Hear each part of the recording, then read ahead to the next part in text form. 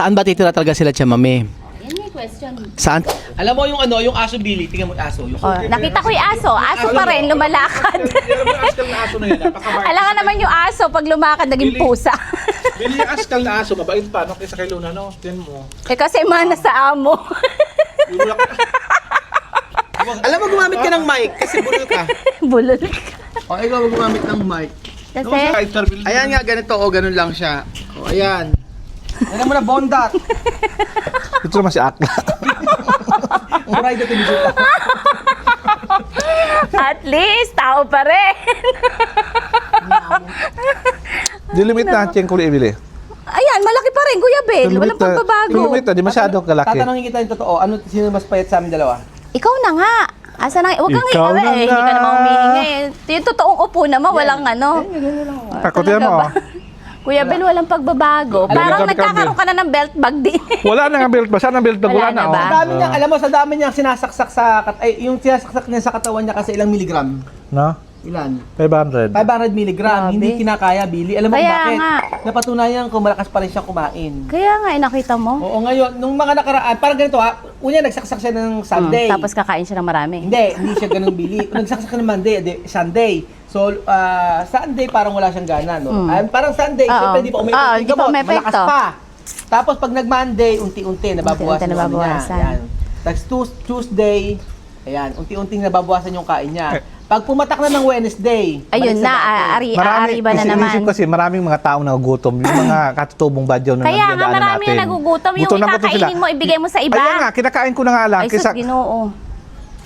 Ang sabi nga, wag mong kainin. Ibigay Pag nila ko yung panis na yun, alam nga parang kukainin pa ni... Yan tayo, eh. Kaysa Hindi kainin mo pa pa- nga nagagawa, inaanuhan gusto mo mo na. ibigay ko yung foreman, ay panis na nga. Kumakain ng panis si Foreman. Kaya walang problema. Hindi ko alam yun. Ayan, may problema Ayan, na sa nag-aalok, sasakyan. may problema na naman. Ano ba problema mo? Kasi nagbablog kami, kailangan tapusin namin ito ng mga 30 minutes. So, Kaya 30 minutes nga, tayo 30 minutes kang tumayo Hindi dyan. ano ba masasabi mo kay Benjo sa kanyang pagpapapayat? Tigilan Tingnan mo ba o naman ang diretso pa rin? tingnan mo naman siya kaysa siya ni foreman. Huwag Tingnan lang mo, mas kasi malaki pa daan sa sa kanya, saksak. di ba? Gamitan din niya ng Gusto mo nagsaksak pa rin siya. exercise. Tingnan mo nga. Nakinig ka muna sa kanya. Ano? Nagsasaksak ka, hindi ka naman din nag-exercise. Wala din. Ang alam mo yung exercise mo, kain. Hindi lang yun, tapos cellphone din. Kaya nga, Di tapos mo nakagay. napa- Oo, napapansin Di ko mo pagkakain napapansin? natin, pag lumayas, Hindi mo- nandun Tsaka hindi mo sa napansin na gilid. naglilinis tayo lahat siya, umaalis tapos Oo, nagsi-cellphone sa lang. cellphone. Nasa si Kuya Bel. Oo, tapos Wala nagsi-cellphone siya, na. nanonood Pag siya. may nakita mo Di ba dapat, dumadagong-dong. Beljo, para pakinabang ang araw mo, ang gawin mo, Kuya Beljo, bukod sa ikaw ay maglinis, mag-vlog ka. Mag-change topic nga tayo kasi mag-vlog na ako. Mag-vlog na ako. Dilan mo. Ano ba topic pala natin ngayon? Puro Teka nga muna, ba't ba? Oo nga ba? Ano ba sabi natin? Ano ba topic natin? Tanong ko nga uli, Kung saan ano saan ba? matitira. Oo, saan titira nga Diba? pala. Ano ba? Oo. Saan titira sila, si Chamame? Ulit-ulit ang tanong mo, Billy. Miss, nasagot mo ba? Nasagot mo ba yun? Oo, tatlo yung option mo pero wala pang, Ako, wala tatlong pang... option ko. Unang option, mag-rent. Pangalawang option, pilit tumira dun sa... Kay mama doon. Oo, sa Alwa.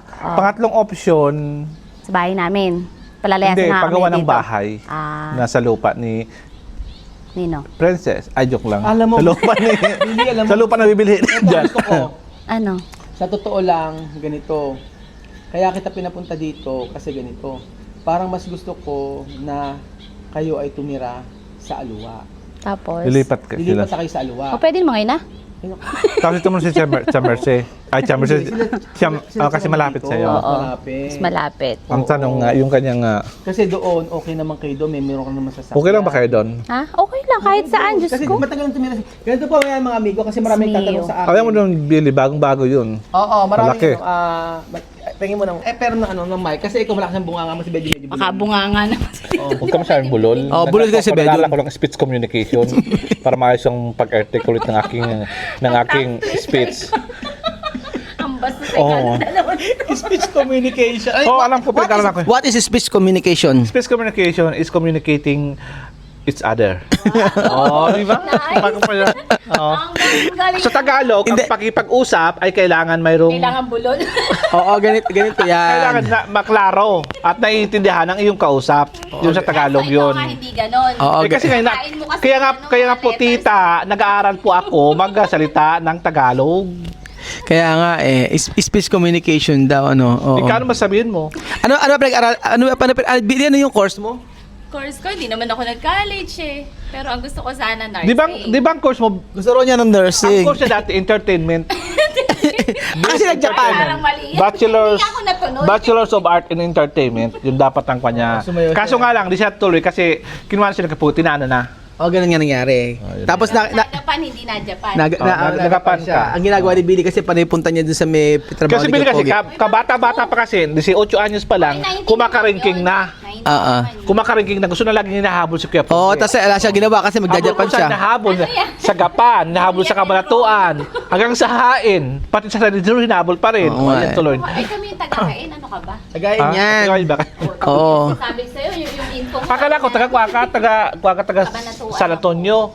Ay, mali. Eh, si Billy talaga ano yan. Oo nga. Eh, paano gagawin nga natin? Hindi, ganito nga. Eh, ito nga ang option natin. Oh, makinig kayo. Saan ba titira talaga sila Chamame? Yan yung question. Saan titira sila Chamame? Abangan nyo po. So, magpapaalam na po kami. Hindi, ganito. Gusto kong kausapin si Chamame. Ganito yon.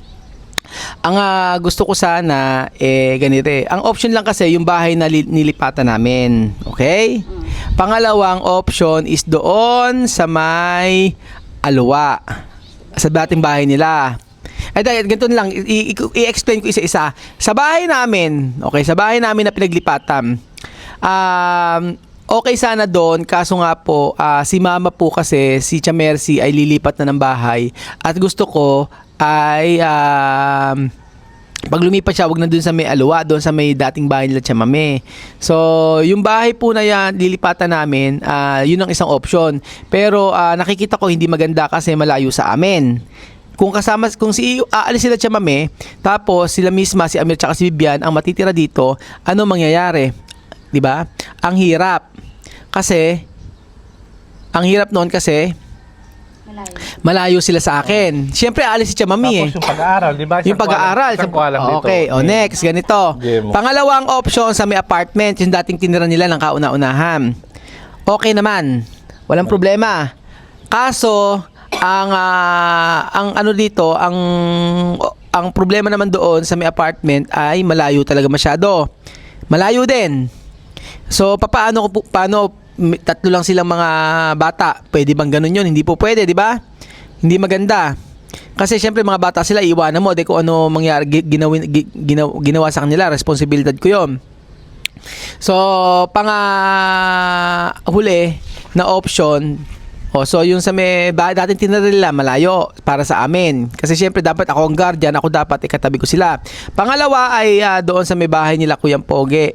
Ay, bahay sa may apartment, hindi pwede, malayo din. Doon sa may bahay na tinira namin, hindi rin po pwede. So, ganito po yan mga amigo. Ang totoo niyan ay naghahanap talaga ako ng pwedeng tira na malapit dito sa kanila. Kaso nga lang, ang gusto ko talaga parang sa mga kamag-anak ko dito kung sino po pwedeng magbenta ng kapirasong lote para doon sila tayuan. Dati nabanggit ko dito sa gilid kaso ginawang kusina. Tapos sinabi ko sa susunod doon sa kabila, ito naman ay hindi naman naipagawa na, naging garden siya. So, ang nakikita ko kasi ganito, Billy. Wala kang nakikita dito. Ayun. Hindi, Billy, sasabihin ko nga sa'yo, baka po pwede na umalis na kayo sa, lumayas na kayo sa tirahan nyo.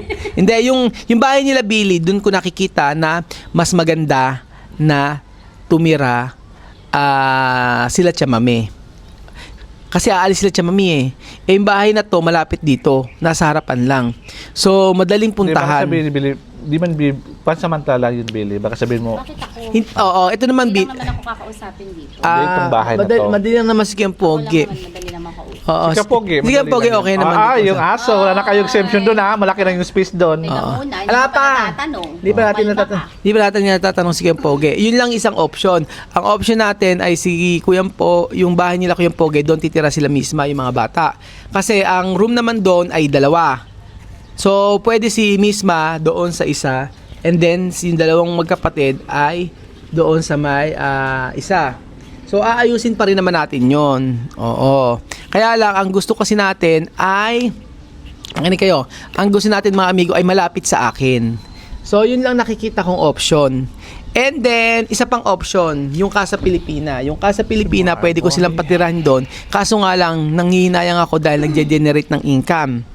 O, pwede din sila doon. Pero ang pinakamagandang option sa ngayon ay doon po sila sa may bahay nila Billy.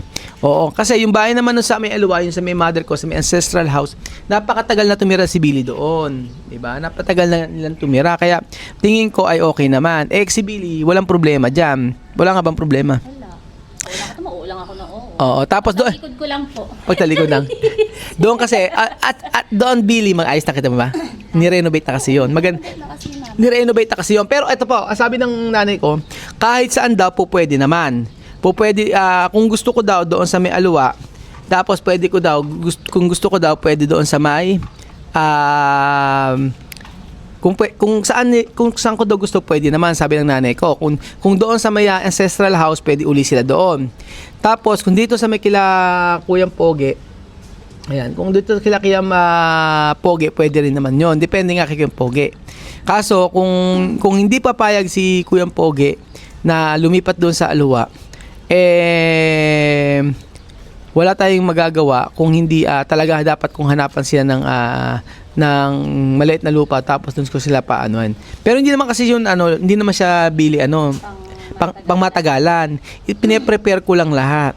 Kasi babili ka lang ng lupa para sa kanila talaga yung pag upupunta sila sa Pilipinas, meron silang permanenteng tirahan. Yun nga, tama.